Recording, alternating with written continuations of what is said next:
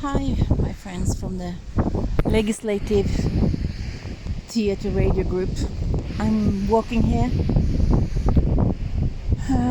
directing myself to think about Daisy World and Happistan, and especially this thing about Happistan, high above in the mountains.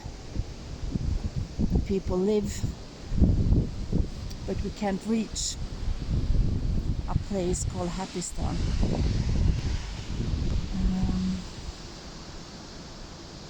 I will try to connect with you later and share some reflections about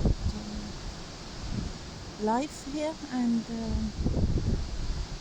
what makes people really happy. That's my question of today. And I share this as to pose this question tomorrow as well, and to continue that reflection in a collective way.